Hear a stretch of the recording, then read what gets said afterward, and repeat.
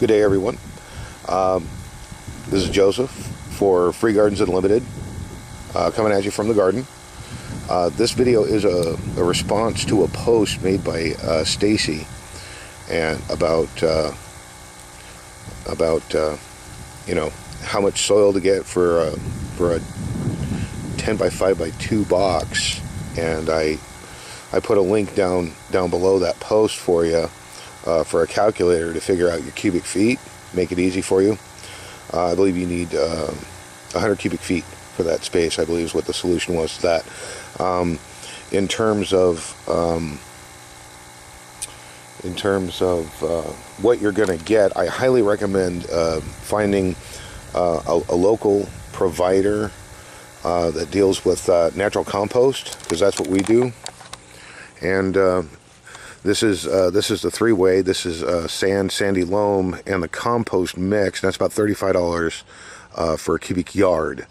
And then over here, I believe that this is just the compost. I believe this is also like $35, $36 a yard.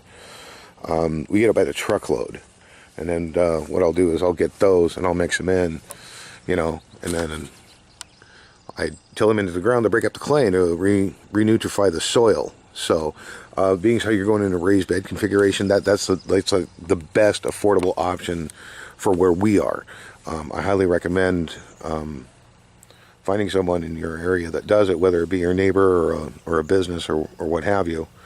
But that'd be the best way I'd go, you know, in terms of biggest bang for your buck, you know, largest return for the least amount of money and effort involved. That would be my suggestion. Another thing, if you can only find topsoil, that's fine. I'm pretty sure that you can find bagged natural compost, your local Lowe's, Walmart, you know, home and garden store, you know, co-op or farmer's market, anything like that. I'm sure you can find some means by which to do that. But this here is a very inexpensive and easy way to start out your compost tea. If you can get bagged compost in burlap bags, I got the big uns, because I got a lot of compost, and I'll be making 60 gallons of compost tea every few days. And that's what I'm going to feed the garden. Look at that rhubarb. My God in heaven, those are elephant ears. Yeah.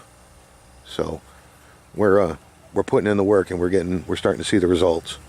We've already done our first major harvest on the lettuce and the spinach. Spinach is starting to bolt though. We had a couple of days of cool weather, and that freaked them out. They didn't like that at all. So they went retarded on us. So I got to get all that picked today, and I got some radishes over here that need to be transplanted into a row. I'm going to do that this evening, so that they have the night to rest after being transplanted, so they're not so shocked in the morning. You know, nothing like being uprooted from where you are, slapped around, and then put somewhere else you're not familiar with. That sucks. So, in any case, that's what I do. But over here, you can get these all day long. I think this one was like $25, $26. You know, bit of hose and a couple of air stones. Okay, and that's going to hyper-oxygenate your compost tea. And that's very important, because that foam that you see are the microorganisms that are reproducing. Okay, the oxygen is what feeds their metabolic process. Okay, so the nutrients for the plants is actually an ancillary benefit, because what they're really doing is they're feeding the microbes for growth. Now, this is that I always buy water filters for our water source for our garden. The pH of this water is 8, so it's actually pretty alkaline to begin with, which is good. And then this is the sample. I buy the water filters from Boogie Brew. They have the Boogie Brew water filter, and they remove all the chlorine, chloramine, and, you know, bacteria killers, you know, heavy metals out of the water source. It actually dropped it from 7 to 8 just by doing that. So our water is really clean in terms of, you know, for an environment for bacterial growth. So this is the second time I've brewed this bag. I brewed it yesterday. Okay, so the majority of the microbes have already done their thing, and I'm just getting a secondary soak on it.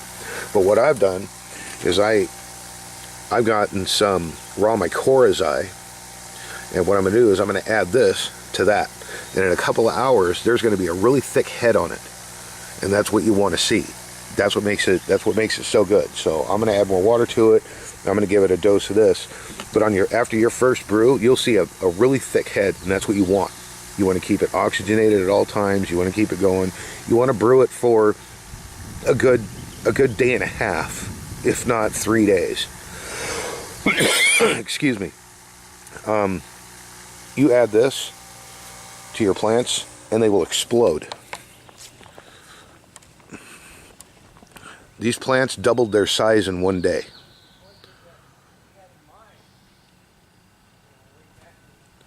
These things were falling over this morning. I treated them with compost tea yesterday evening. It was about 6:30 in the evening when I hit them with it. They were already just getting the first evening shade. I gave them that, and they just went nuts overnight. They exploded. That's what this stuff will do. Now, it doesn't matter whether you're growing food crop or ornamental flowers. Okay, it's slightly alkali, so if you're growing flowering plants, you're going to want to add a fertilizer that's low in nitrogen and very high in phosphorus and potassium. Okay, I also recommend, Stacy, since you're putting in kind of a raised bed format, that you get one of these. They're really inexpensive.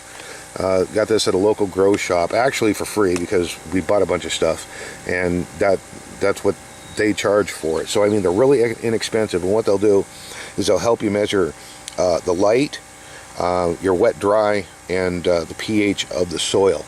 If you're growing flowers, I'm going to recommend that you add some type of that you check the pH, and you want to get it right around 6.5 for flowering. For flowering plants, at least. Some like it a little bit more acidic, some like it right about there, but for the most part, that's where I would start the pH. And this is a great inexpensive way that you can do that, along with measuring exactly how much light that they're getting, and how moist they're staying down in the roots. So another thing that any must-have I would recommend as an inexpensive way to do that. You'll thank me for it later. I just leave this out here, and what I'll do is I'll cover it with a pot, like this 3-gallon pot here, to keep it protected from, rain, adverse conditions, whatever. But in any case, I hope this video has helped you with your questions, Stacy. Again, happy to help. You all have a great day, and God bless you.